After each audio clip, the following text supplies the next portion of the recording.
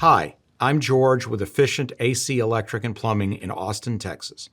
Today, I'm going to talk about tips to lower your cooling bill. So people ask me this question all the time, and I have a great solution. I can save you a ton of money, no upfront cost, no maintenance cost, no utility cost. Just don't have AC. There, I'm done. No, not really. Really, you're looking to lower your energy bills in the summer without feeling miserably hot. Consider a few maintenance items first before you just crank up the temperature during the day.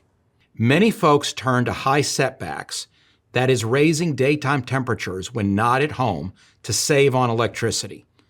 It may help a little, but remember, your system will have to work long and hard to compensate when you get home. The net savings may not be worth it, as the wide temperature range can also affect interior finishes, artwork, pets, and most importantly, your happiness.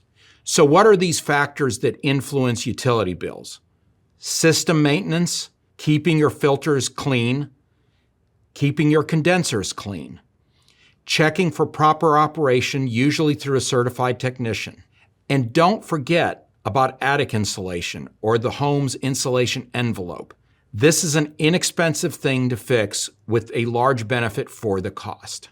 Remember, it's a misconception that raising your temperature during the day will save you a lot of money. It just makes you hot. Please don't do 10-degree setbacks. If you choose to do a setback at all, 3 to 5 degrees should be the maximum. Maintaining your system's condensers and filters is a better way to save money. My goal in this video was to give an efficient answer to your AC questions. If you have other questions, please leave them in the comments below and we'll get back to you. And if you are in Central Texas, you can call us to schedule an appointment. Bye now.